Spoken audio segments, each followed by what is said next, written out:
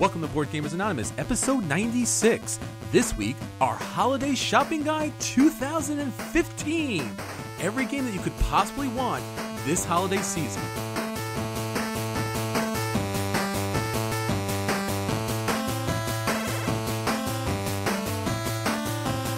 You're listening to a proud member of the Dice Tower Network, dedicated to bringing podcasters together for the greater good of gaming. It's sort of like Voltron, but with better lip syncing. Find out more at DicetowerNetwork.com. Welcome to Board Gamers Anonymous, a podcast about board gamers and the insane fun we have at the table together. This is Chris. This is Anthony. This is Daniel. And this is Drew. Well, happy Thanksgiving, everyone. Our U.S. listeners and our listeners around the world, we're so thankful to have you join us again at the table. We have an outstanding episode and some great announcements for you. First up, we wanted to talk about our upcoming feature in this episode, our Holiday Shopping Guide 2015.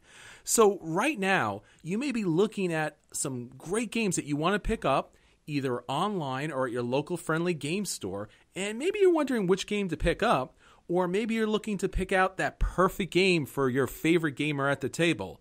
This episode is a special one because we're talking about the games you absolutely positively should pick up this holiday season. We also wanted to talk about our brand new podcasting schedule. Now, you know Board Gamers Anonymous as a weekly podcast. We produce each week our acquisition disorders, the games that we get to the table, some of your favorite features, and especially the news and final round. But Board Gamers Anonymous is going to go beyond the podcast. Now, you already know about BoardGamersAnonymous.com, a great website that features not just the podcast, but a lot of great articles, some features, some really funny stuff, and really some interesting conversations that you probably want to get into at the table.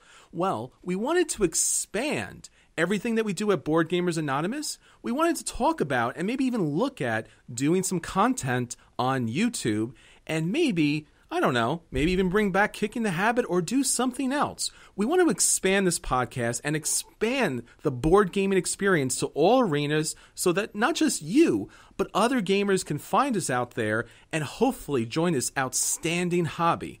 So for the next couple of weeks, you're going to get a little bit of a different schedule. Right now, we're producing the episode for November. You're getting this right before Thanksgiving, and hopefully it's really helpful for you. The next episode will be on December 27th. This will be our December episode. We will be producing once a month from now on, unless something changes.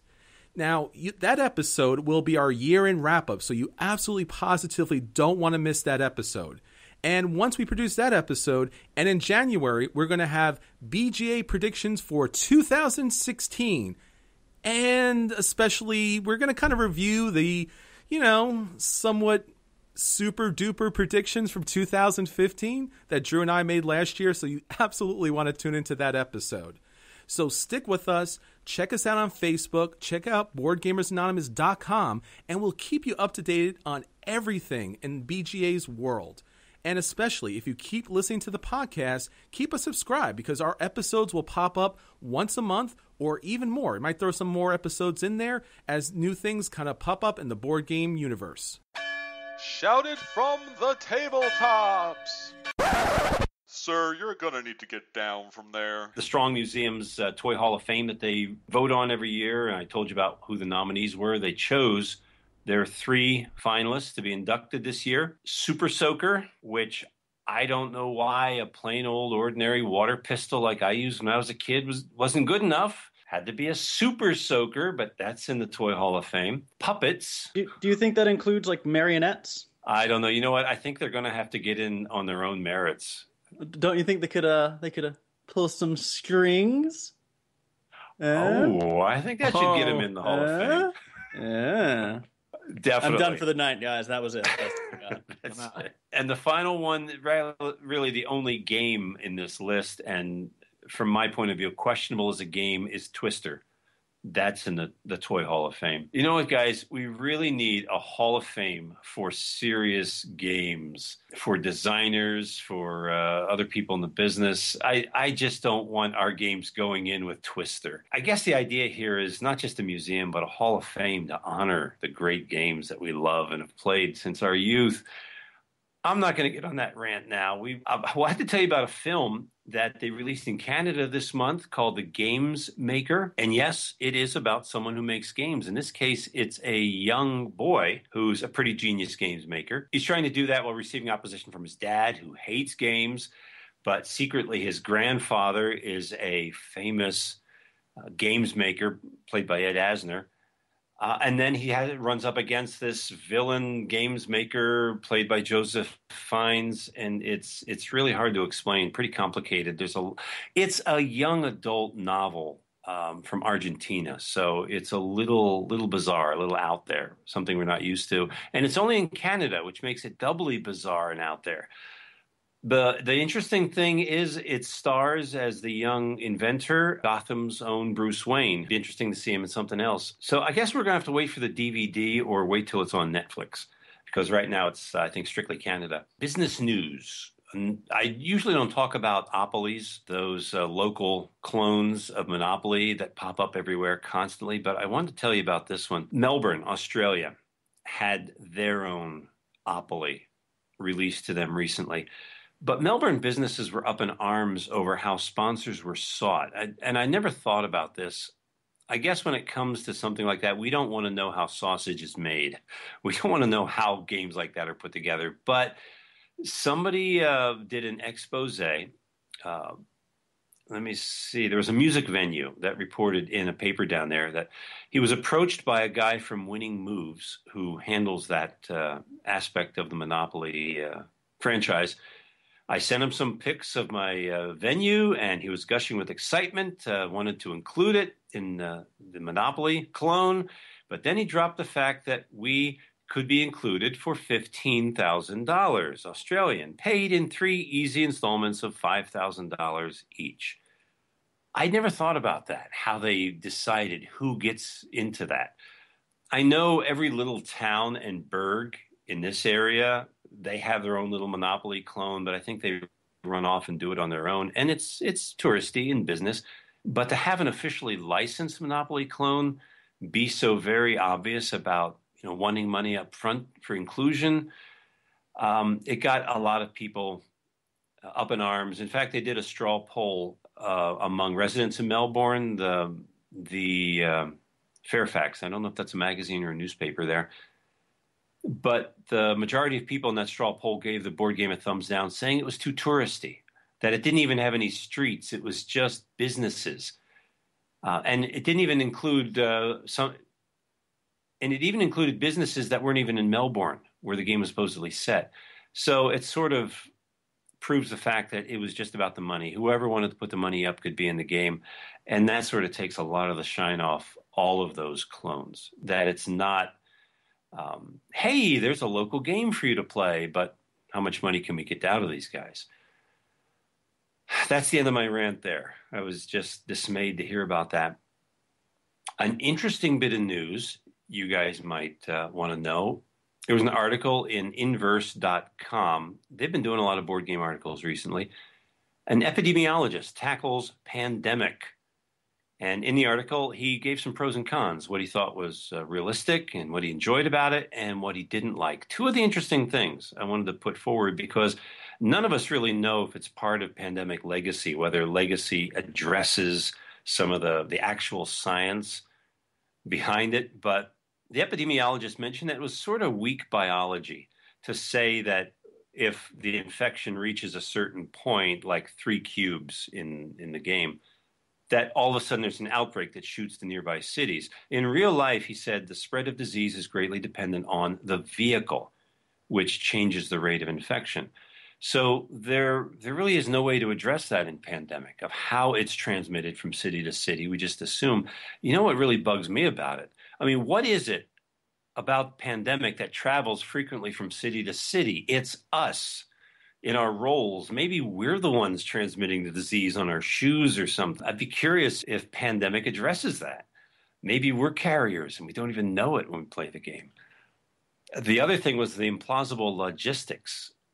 Given that you start in Atlanta, he writes, the impression is that you're globetrotting hero Americans and you're just waltzing into a country and saving them from terrible disease. Whereas in real life, the CDC can't just walk into countries, even in Europe, without local government permission and oversight. So I wonder if you could work that into a game of Pandemic. Having to cross borders. You know, there's no such thing as in real life as Doctors Without Borders. There are borders that they have to cross and legal paths that they have to walk down. Could you do that in Pandemic, or would that really bog the game down? That would turn the game into something entirely different, right? Essentially, you'd be adding diplomacy on top of Pandemic and lose friends very quickly. I mean, you'd have countries, trying to steal resources from one another. You'd demand the right to monitor health agencies, right, and get involved in all sorts of destructive ways, as is the case in the real world. Yeah, there's secretive governments that don't want you just waltzing in there. They want to solve it themselves, and they can have all the praise for defeating. So you could turn Pandemic into a competitive game? Yeah. That would be fun. Epidemiologists should know that there's just some things you have to fudge to make a fun cooperative game. But I still like it. I'll still play it. Which of you guys have played Legacy yet? Not I, said the cat. Nobody speaks up. Which of you guys is going to play Legacy soon? I have a copy sitting here. I just need a group of people and or a wife who is willing to commit to 24 games. Or can you play with two people? Yeah, you could play with one if you wanted to. You just have to play multiple characters. Okay. I've played the base game solo before, and it's interesting, but it's not as fun because you do have to play all the characters, or it's very, very hard. So I can't imagine it's the ideal way to play it, but I do want to get through it and see what happens. So we'll see what happens. Over winter break, I want to get a copy and play it through with my mom and my girlfriend, who are both involved in public health as a career choice. So it'll be interesting to see what they feel about this. There you go. Get the inside scoop. Yeah. Now, Anthony, are you planning on getting a second Pandemic? They come in red and blue. One that you can play with your wife and one that you can play with your game group. No, not at the moment. I got to get the first one in first. Okay. If I successfully do that and I successfully find a group of people who also want to play, then sure, why not? But at the moment, I need to get the first one played. Well, that's cool. Okay. So we're going to move from Pandemic on to another exciting modern game that's really complicated, the game of life. It's not that the game of life itself is complicated, but there's a lawsuit now that's tied into it, and that sure complicates things.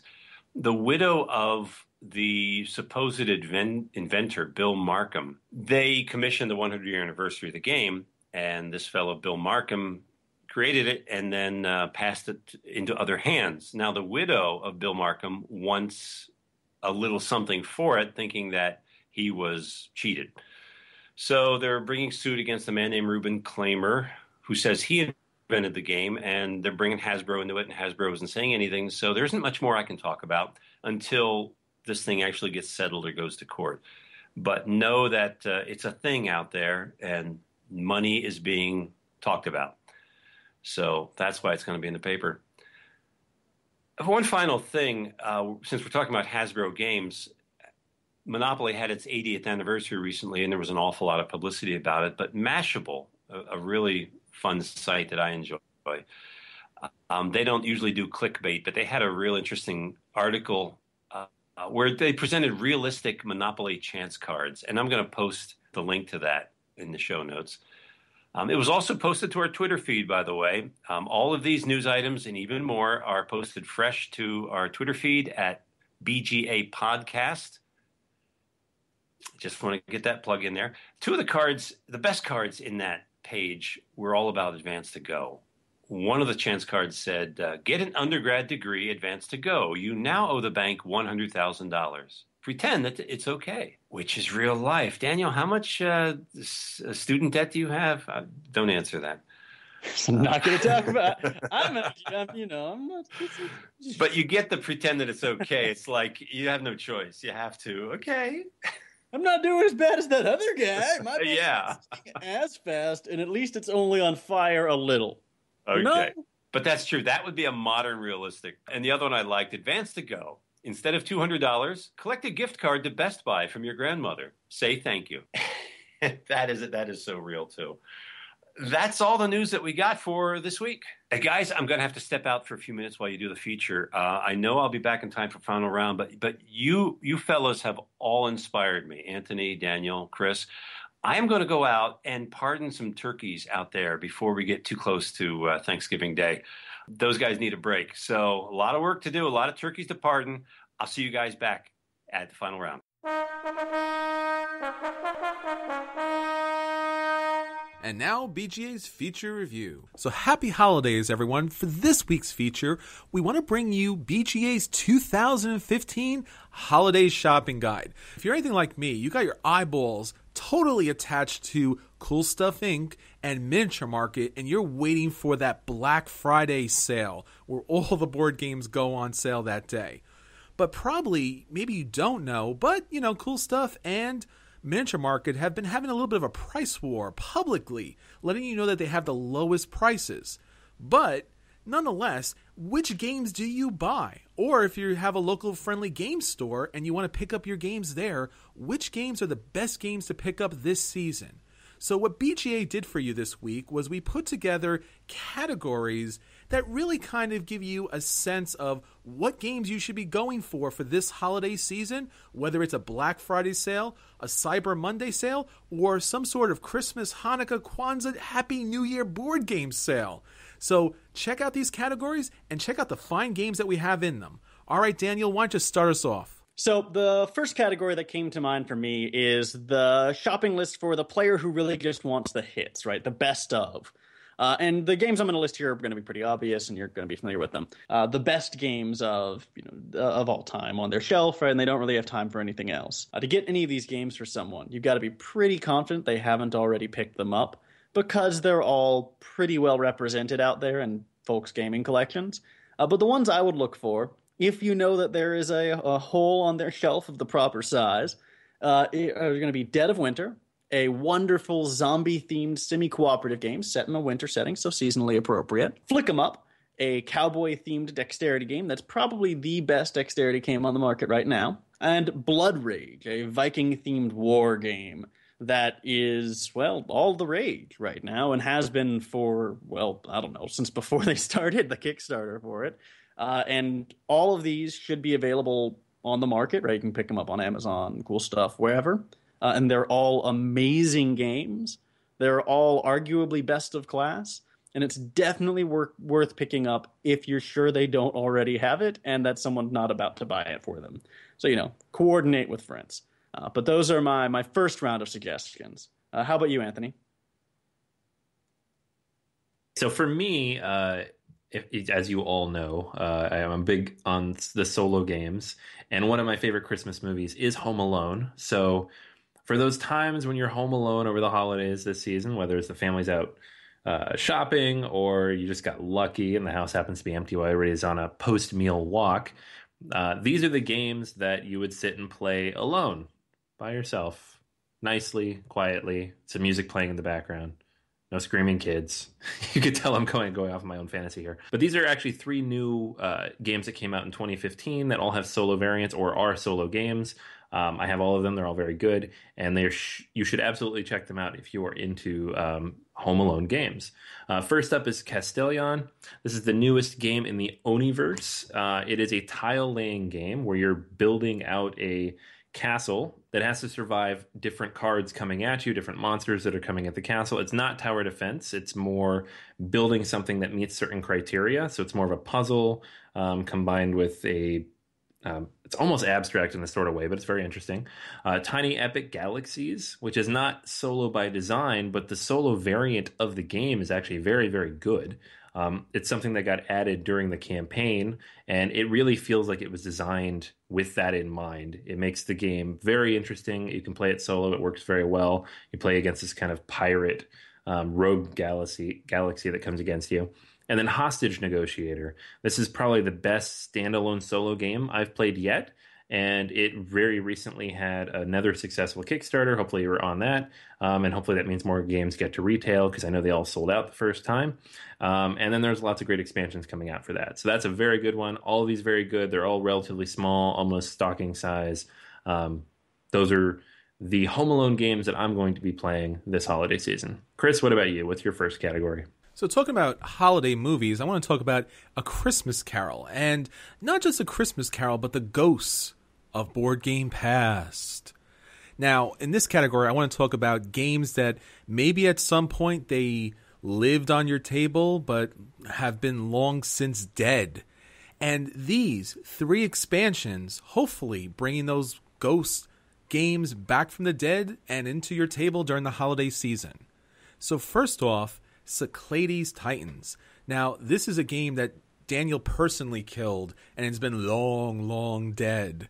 But with Titans, it actually kind of cleans up a lot of the problems that Daniel and a lot of other people had with Cyclades, and offers a new format, a new board, obviously the Titans figures, and a whole bunch of new and interesting mechanics that really will bring that game back.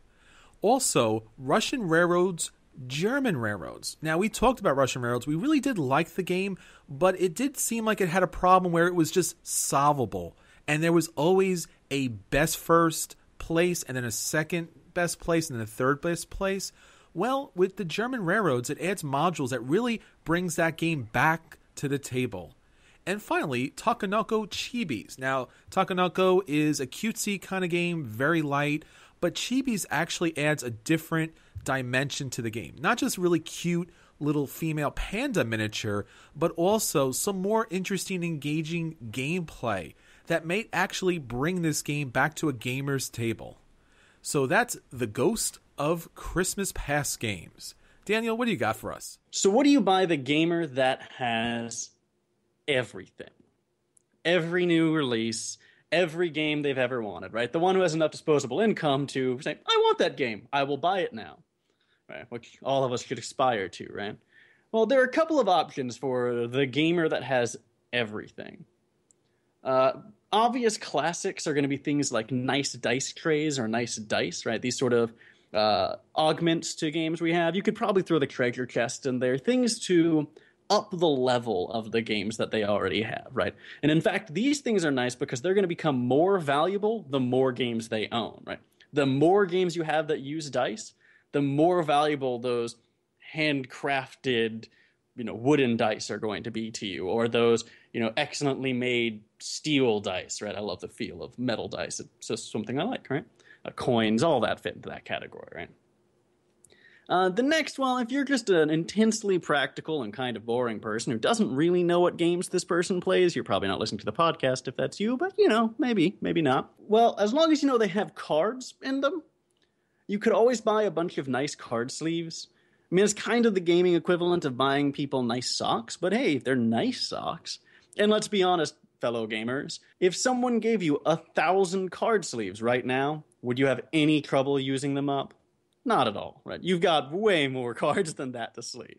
The one that's probably the best gift on this list, though probably best saved for a family member or significant other, would be to buy gaming shelves for them. That is, shelves for their whole board game collection. Both Anthony and I have acquired new shelves this year, and it makes a huge difference to have a good, reliable set of gaming shelves, as opposed to at least what I was doing, because I had those old plastic shelves that you use like in your garage, and I just had games stacked willy-nilly. Being able to have them all sort of displayed and organized properly, huge difference. So those are the things you get for the player that has every freaking game that's been released ever, and some you've never even heard of, right? Anthony, what's your second category? All right, so going from 1 player to 2 players, these are games that are perfect for late nights by the fire after all the kids are asleep, after you've put out the cookies and the milk for Santa. Grab a glass of wine, 2-player games to play with your significant other or a friend or whoever. These are some awesome 2-player games that have come out recently that I've had a lot of fun with and that will be perfect over the holidays because they're quick and accessible, but also very fun.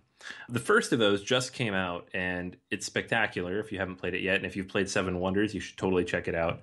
It's Seven Wonders Duel. And if you'd ever played the 2-player variant of Seven Wonders, you know it did not work, and it should not have been placed on the box as an option. It was not very fun. Seven Wonders Duel fixes that by creating an entirely different game that works very, very well and is a lot of fun.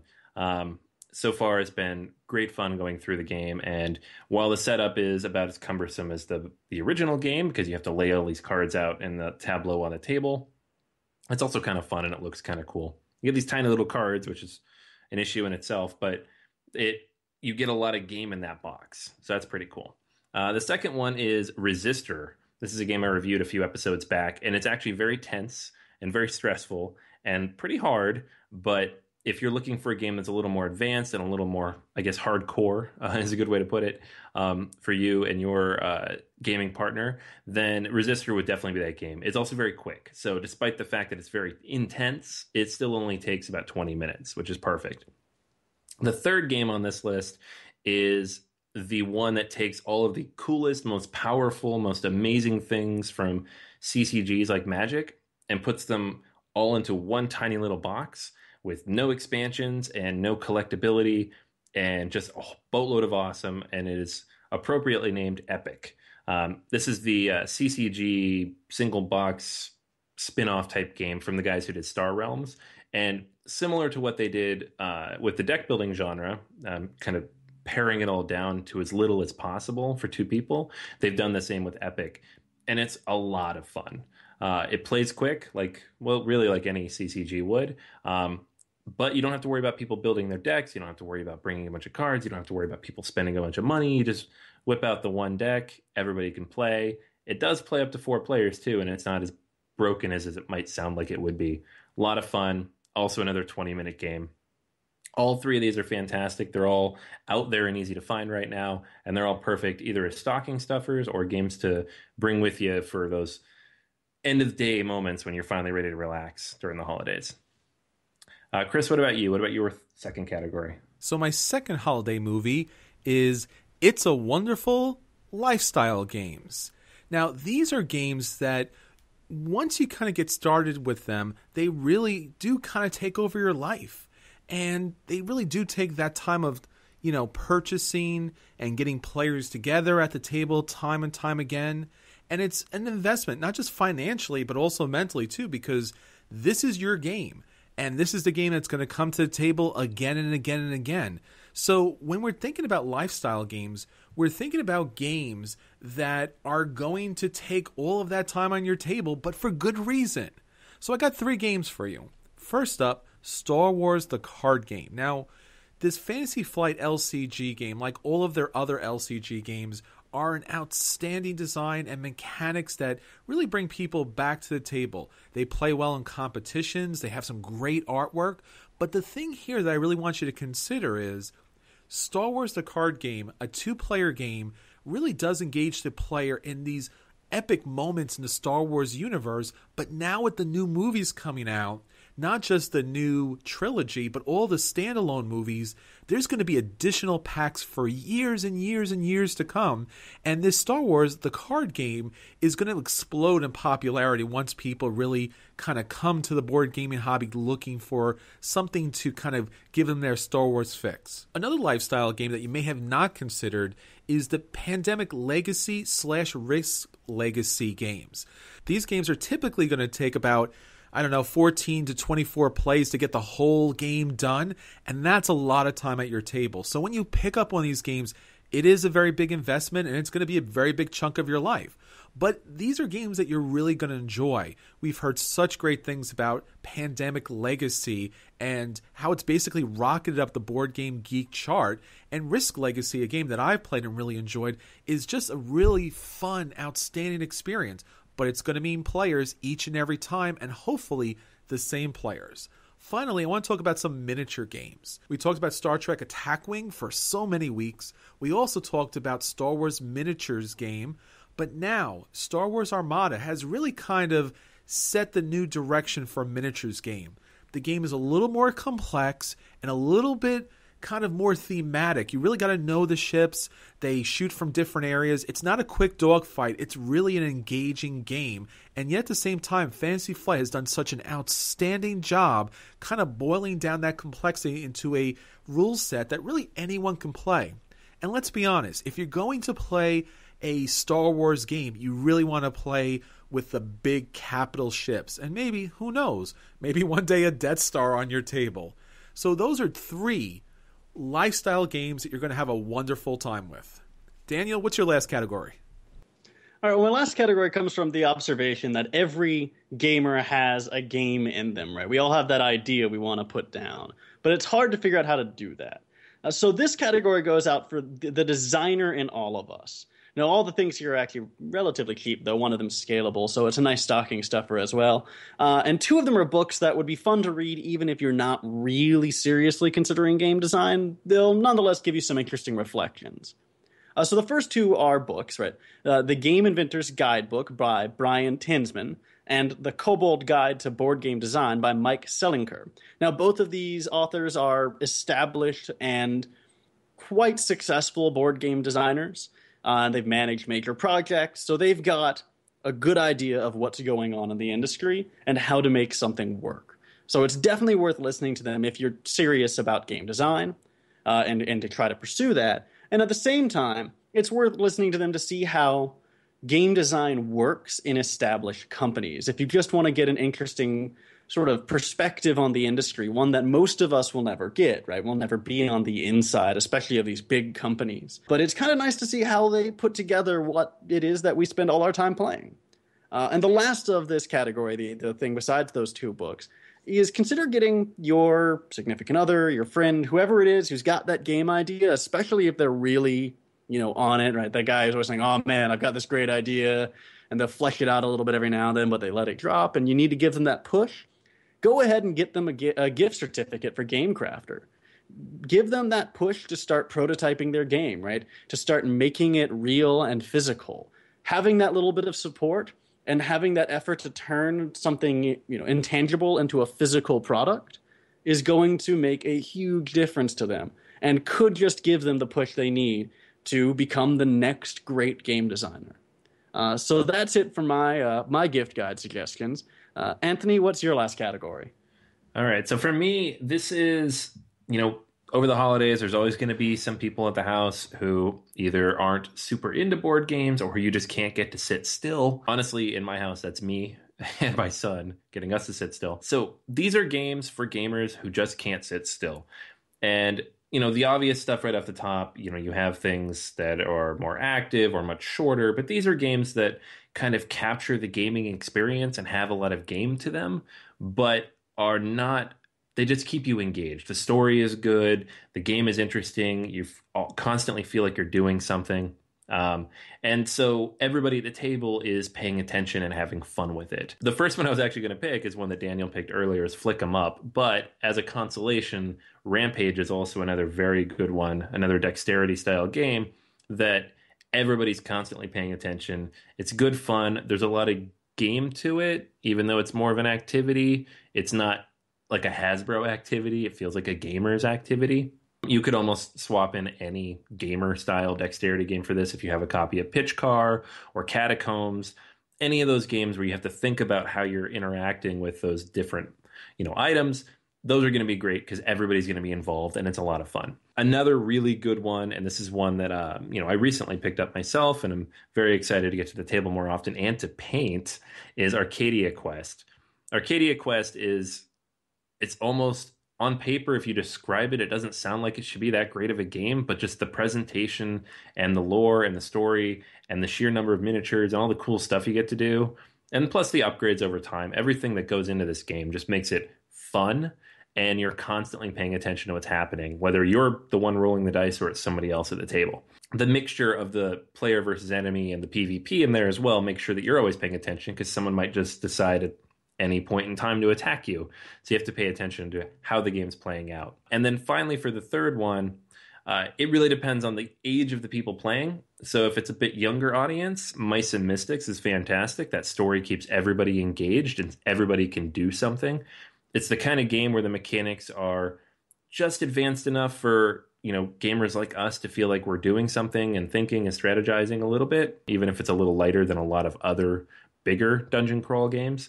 But not so heavy that children, like my son, who's only 4.5, don't feel overwhelmed by what they need to do. All he needs to do, all he knows that he needs to do is move his character to where he wants to go and decide if he wants to attack something. Very easy. He gets to roll the dice. He has fun with that. He understands the mechanics of it. Works very well. If your group's a little bit older, or if you're playing with somebody a little bit more advanced as a gamer, Tail Feathers, which should be shipping here any week now. I think the pre-orders are closing the day we're recording this. That's a game that sounds like has a lot more mechanics. It's a little more advanced and follows the same lore. So you're still getting those stories, but you're getting it with a little bit more advanced gameplay. If you don't want the fantasy thing, you could really honestly go with any of the flight path systems with X-Wing or Attack Wing or any of those games. But for real engagement, having a story behind it, really feeling part of what you're doing, Tail Feathers, Mice and Mystics from Plaid Hat Games, either of those would be fantastic. Chris, what about you? What is your last category? Well, another great Christmas movie that you may not think about as a Christmas movie, but nonetheless tends to get on those Christmas list holiday best movies of the year is Die Hard. And now in this category, we're talking about Die Hard games. We're talking about big games. We're talking about heavy games. We're talking about games that are going to sit you at the table for a long period of time and kind of really rack your brain. So the first game that I want to talk about is the El Grande Big Box game. Now, this is a reprint that I did predict from the future in 2015. And if you haven't played El Grande, you really, really need to. El Grande is an outstanding area control game, really before area control games were a big thing. Sorry, Risk, El Grande kind of does it a little bit better.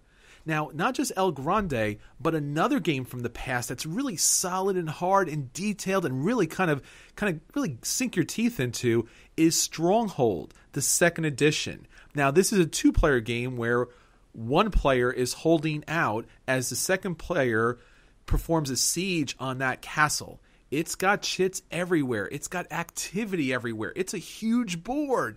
It's a tremendous amount of fun. This game was not in print for a while, and now Stronghold Games brought Stronghold back. Ironic, right? And it's just a great game, and something you really should get to the table.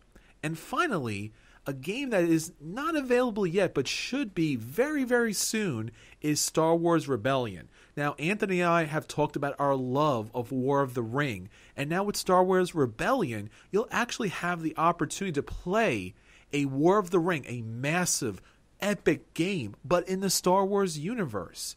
So those are three games that really die hard, and hopefully you'll get them to the table this holiday season. So that is our 2015 holiday shopping guide from Board Gamers Anonymous. Whatever games that you pick up this holiday season, we hope that you have an outstanding time. And while you're picking up games, whether it be online or the local friendly game store, you know what?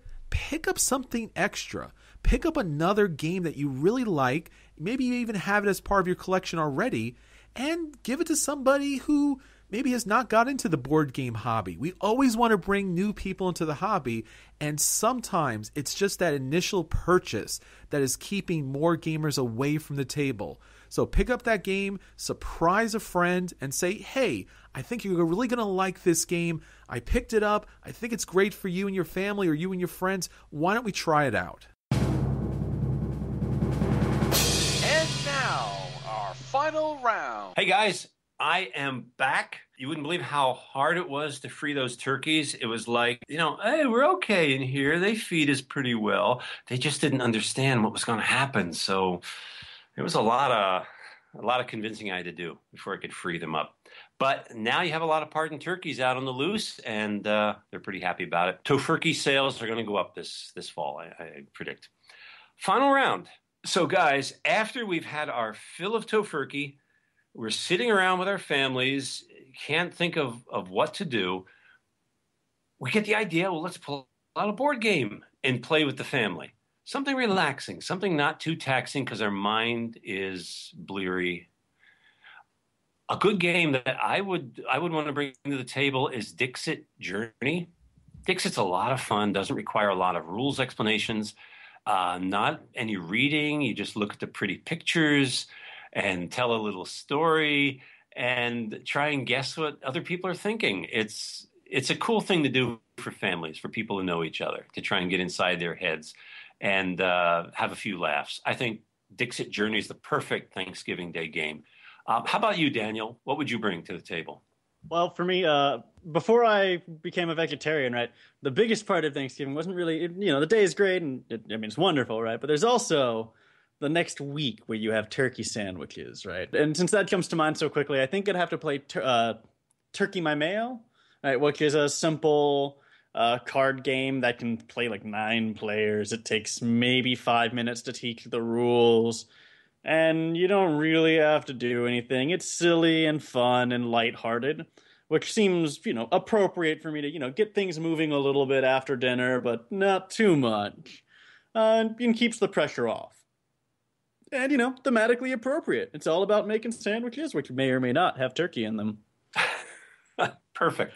But they all have mayo. They all have to have mayo. Mayonnaise is not optional now. Anthony, what's your T-Day game? Yeah, I mean, it like Daniel said, it can't be anything where you have to think at all because you just ate a bunch of food. And the game that I think the least in is really this goes for any dexterity game, but probably of the ones I play regularly is Lupin Louie. I think that would be a lot of fun because the kids love it and can play it. I somehow enjoy it, and anybody would step in and play that, including the older members of the family, because it's just silly fun and it takes like 30 seconds. So how could you even say no? Now, don't you have a version that's even more appropriate for this time of year? Yes, I do. The problem with Lupin Chewy is it only plays 3 players. Wow. So it's perfect for my family because there's only 3 of us. But for a larger group, you almost want the original. But thematically speaking, with a certain movie coming out in about 3 weeks, you should be playing Lupin Chewy.